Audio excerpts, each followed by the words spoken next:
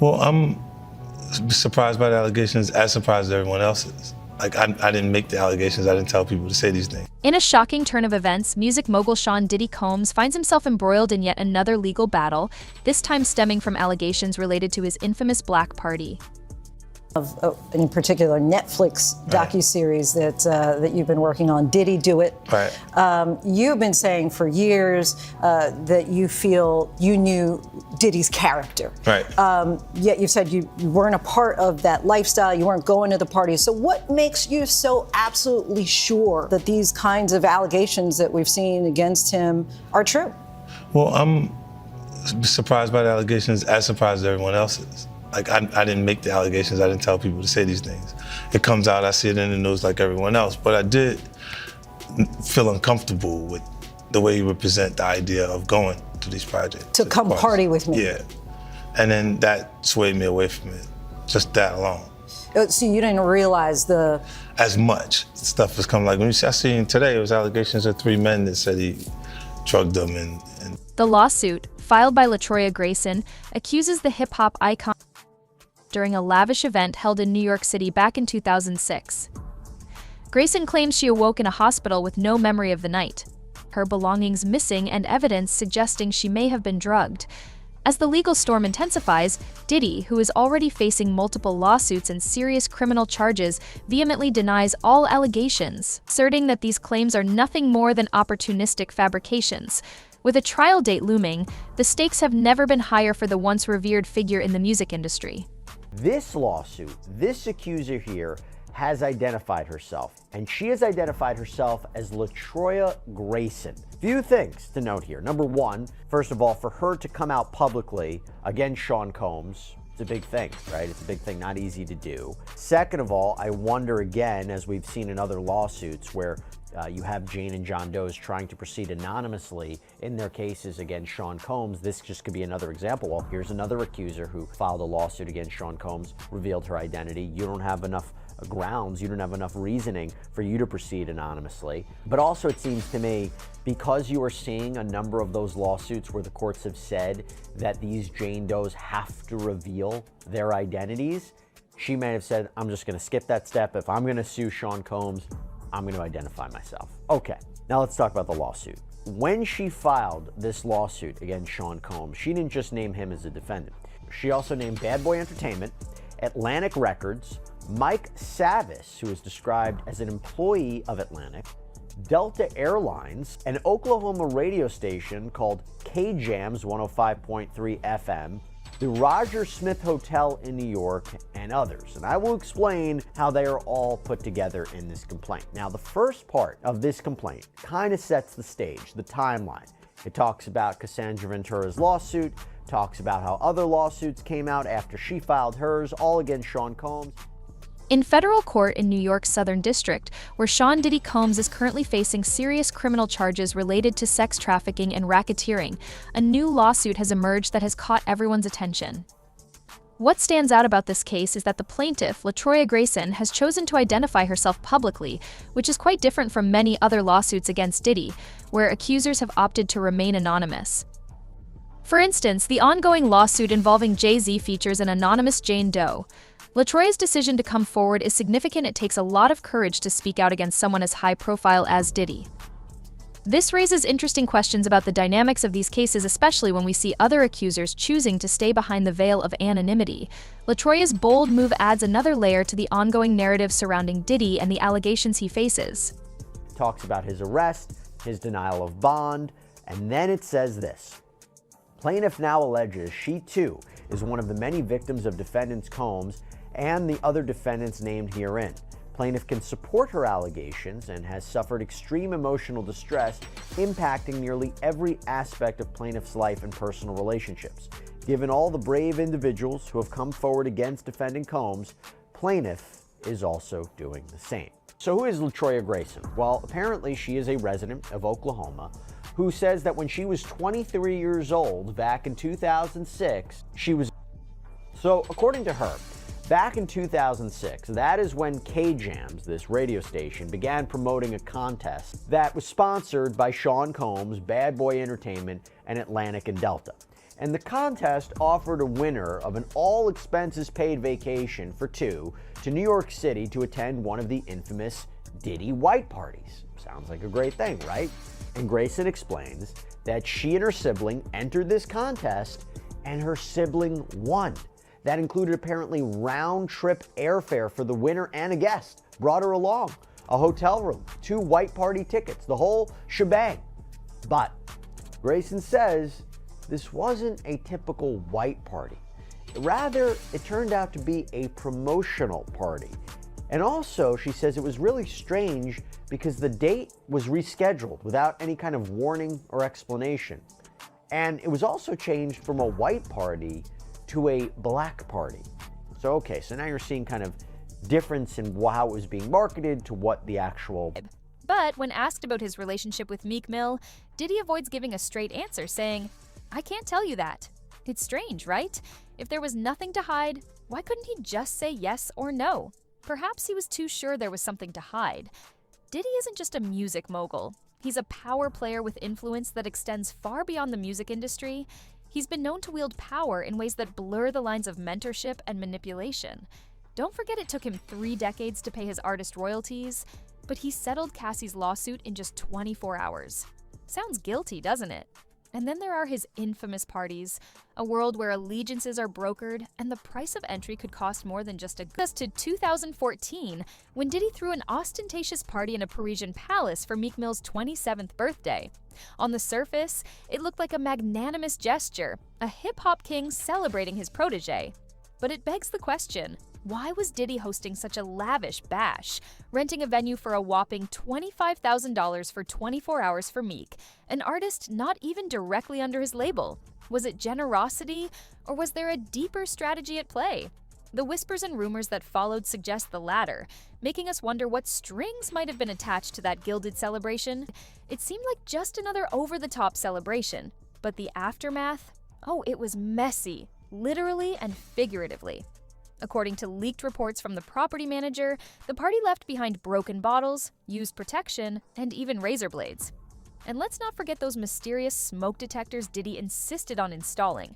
Remember, the feds had been hinting about alleged cameras in Diddy's homes, so it wouldn't be far-fetched to speculate that hidden cameras were involved. They arrived as Diddy's special delivery and were dismantled afterward. Was he tagging the evidence with him? Now, fast forward to Meek's words, "I had to fight against that the whole time to gain my respect and be who I am today." These words hint at a struggle far deeper than just societal challenges. Speculation is rife that he was referring to Diddy, subtly acknowledging the control and manipulation he had to resist. This fight wasn't just about growing his career, it was a personal battle to break free from an oppressive force. This leads us to the eerie details of their interactions, like the aftermath of the Parisian party with its questionable remnants and mysterious smoke detectors, painting a chilling picture of what might have really gone down. Fast forward a few years, and Meek's erratic behavior, from cryptic posts to hiring investigators, suggests the toll these allegations have taken on him. A desperate cry for freedom. Meek's behavior started raising eyebrows as he began posting erratic tweets, beefing with industry peers, and even shading people he once called friends. Fans couldn't help but wonder if the rumors surrounding Diddy's wild parties and alleged blackmail were weighing on Meek's mental health. But that wasn't all. Meek even claimed he was hiring private investigators to clear his name from these allegations, dropping a $100,000 price tag just to prove he wasn't involved in Diddy's so-called freak-offs. That's not something you hear every day. Then came the audio recordings. Alleged videos between Meek and Diddy started circulating online, adding even more fuel to the fire. Okay, son. Man, you doing it, man. You deserve it, Daddy. You putting in that work. Proud of you. I love you. Yeah. Fans were quick to notice how the timing of these leaks seemed to align perfectly with Meek's increasingly erratic online behavior, raising more than a few eyebrows. It wasn't just the damning audio clips making the rounds. Old videos and pictures started resurfacing, each one more suspicious than the last. Take, for example, the photo of Meek and Diddy posing in matching outfits. They didn't look like colleagues, they looked more like a power couple trying to keep things low-key. Naturally, the internet had a field day with it, dissecting every detail and speculating about what it could mean. Then there's the leaked audio of Meek ordering a dildo on Amazon. It didn't take long before fans started connecting the dots, especially after an emotional piece where Meek seemed to be pleading for forgiveness for what he did with Diddy. The cryptic lyrics had fans speculating faster than ever. Was he confessing? Apologizing? Either way, the track felt too raw, too specific to ignore as mere coincidence. Let's be real, it's highly unlikely, almost as if the layers of this story are peeling back one by one, and what's underneath is more disturbing than anyone could have imagined. Things really took a turn when Diddy's former producer, L. Rod, dropped a bombshell lawsuit. In the court documents, he accused Diddy of serious wrongdoing. And get this, he even named Meek Mill as one of the victims. While Meek hasn't directly addressed these claims, his actions speak volumes. He unfollowed Diddy on Instagram, distanced himself publicly, and even offered $100,000 for information linking him to the case. Lil Rod's allegations have caused fans to connect even more dots. He claimed Diddy bragged about being intimate with multiple men in the industry, and while some names were redacted in the lawsuit, fans pieced together enough clues to believe Meek might be one of them. If that's not enough to make your jaw drop, Lil Rod also hinted that Diddy promised Grammys in exchange for favors. Speaking of Grammys, let's talk about the power Diddy allegedly wields. Lil Rod claimed in his lawsuit that Diddy promised industry recognition to those who played along with his agenda.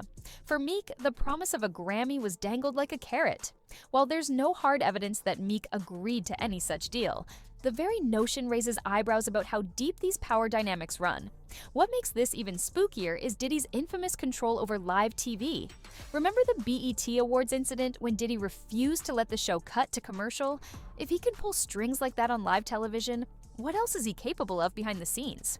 If things couldn't get darker, Meek recently revealed details about a near-fatal car accident. While he didn't outright blame Diddy, fans couldn't help but speculate. Could this have been a warning?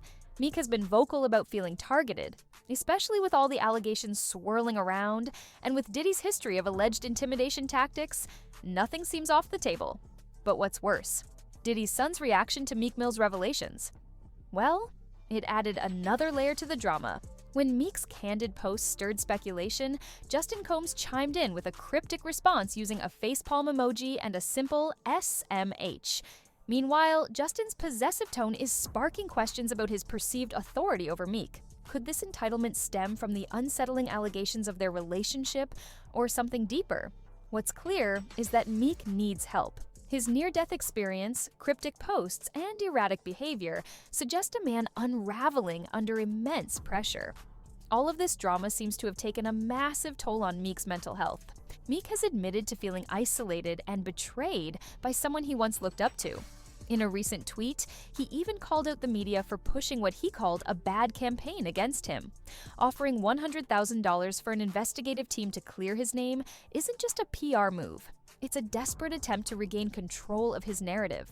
But to make things worse, Meek's actions have raised more questions than answers. From following questionable accounts on social media to cryptic posts about loyalty and betrayal, it's clear he's battling more than just public scrutiny.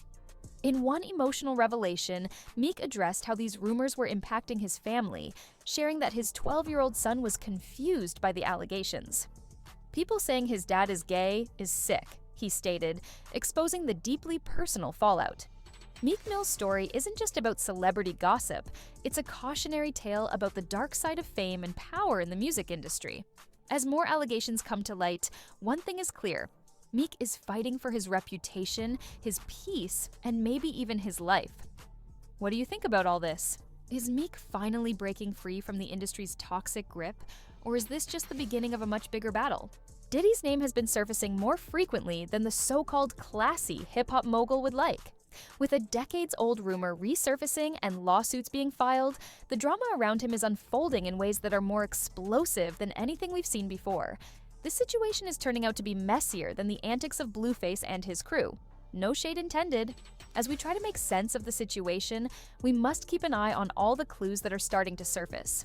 But they can't control me. Now, it's been a while since Kanye made headlines, but his recent behavior and new relationship have certainly raised eyebrows. Before all the latest drama, though, we need to look back at the timeline of events that have brought Diddy, Meek Mill, and Kanye into the same conversation, though it's definitely not for any collaboration, if that's what you're thinking. A recent lawsuit filed by producer Rodney Lil Rod Jones against Diddy included serious allegations that Diddy has a history of offering favors for favors in exchange for industry success. The lawsuit even hinted that Diddy may have received these favors from male musicians, which further complicates the already controversial narrative surrounding him. Upon taking a closer look at the accusations in the latest lawsuit, fans have found some descriptions that appear to point directly to certain figures, although they aren't named explicitly. The lawsuit alleges that Diddy spoke about having sexual relations with two high-profile individuals. One of these was a Philadelphia rapper who had previously dated Nicki Minaj, and the other performed at the Super Bowl and had a successful Vegas residency. With these clues, fans have speculated that Meek Mill could be one of the individuals being referenced. Meek Mill has vehemently denied the accusations, calling out blogs for spreading false information. However, the damage seems to have already been done, with many fans criticizing his response. Some believe Meek is avoiding directly confronting the serious nature of the allegations, especially considering the lawsuit it comes from, and others have pointed out his apparent unwillingness to fully denounce the claims. This situation also reminded fans of a previous incident involving Kanye West, who laughed off accusations related to Meek Mill during a discussion with WAC 100 back in 2022. Fans are now drawing parallels between Kanye's reaction and Meek's, wondering if Meek is downplaying the severity of the situation instead of addressing it directly. Kanye resurfaced during a Clubhouse chat with WAC 100, where he launched into a rant about various rap figures, suggesting they were sent after him as part of some sort of contract. This conversation later shifted to a more personal topic, as Kanye discussed his daughter North, claiming she was allegedly being hidden from him. By the end of the recording, the tone of the conversation took a dramatic turn. Kanye went from expressing anger to laughing hysterically, which seemed to add an unsettling layer to his already erratic behavior. This moment has left fans wondering about the mental and emotional state of the rapper, especially given the gravity of the subjects he was addressing. During the Clubhouse chat, WAC 100 mentioned that Meek Mill might have been one of the people sent after Kanye, prompting Kanye to laugh uncontrollably. He questioned why anyone would think Meek Mill could confront him, emphasizing how little he valued Meek, and suggesting that Meek may be under the control of someone else, potentially Diddy. This remark could have been Kanye subtly hinting at the behind-the-scenes dynamics, especially concerning Diddy's influence over Meek. Kanye's disdain for Diddy became even more apparent during his infamous 2022 rant phase, where he openly clashed with the music mogul. After Kanye made headlines by announcing his support for the White Lives Matter movement, Diddy allegedly tried to intervene by reaching out to Kanye, attempting to get him under control. Kanye took to social media to expose their conversations, showcasing how he believed Diddy was working to disrupt his business deals and silence him under pressure from Jewish leaders. This exchange highlighted the tense relationship between the two and Kanye's increasing paranoia over external forces trying to control his narrative. The potential arrests are expected to send shockwaves through Hollywood, bringing much-needed attention to a long-standing culture of misconduct in the industry. This issue has persisted for decades, with even veteran actors like Tom Hanks speaking out about the prevalence of individuals like Jeffrey Epstein and Harvey Weinstein. The discussion highlights the pervasive fear and silence in Hollywood, where both women and men hesitate to speak out. Women are often afraid to voice their concerns due to the risk of being blacklisted, while men remain silent either from the same fear or because they believe it's simply the way the system operates. There are individuals who argue that this is just how the industry functions, that the power dynamics are the foundation of success. However, complicity is equally harmful, as those who are aware of these practices and choose to ignore or justify them are also responsible for maintaining this broken system. With 36 civil lawsuits now on the way and Tony Busby outlining the abuse that occurred in Hollywood due to Diddy and his alleged co-conspirators, it seems like justice may finally be served. The accusations against Diddy are especially disturbing, involving minors as young as 7 years old. The silence surrounding Diddy's power and the leverage he held over minors was reportedly supported by people like Moore and Usher, who are said to have used their influence to facilitate these abuses, contributing to a culture of misconduct in Hollywood. As a result, some celebrities like Ellen DeGeneres have already moved abroad, with others like Ashton Kutcher preparing to testify. The looming legal battles, tapes, and testimonies have left many worried about the potential fallout. This case could expose a long-hidden network of power, privilege, and abuse that has persisted for decades, shedding light on troubling practices within the industry. It was incredibly painful, and he was acting like it was nothing. Once people decided that the lawsuit was referring to Meek Mill, these rumors started to circulate about his possible involvement. No question. This may just be the first celebrity domino, and I don't know what's going on. Wow, there. they found Kendrick and Wifey. Nigga, no Diddy gang, Meek Mill in real life. Don't ever disrespect me, you heard? That shit, Meek. Yeah. TMZ, it was reported that the U.S. Attorney's Office is actively investigating those who might be involved, stating that if individuals were connected to the case, they would likely receive a call. Authorities are expected to seek information from them and may even ask them to serve as witnesses. The statement emphasized that this case is just beginning to unfold, and the full scope of who will be impacted and involved is still being revealed.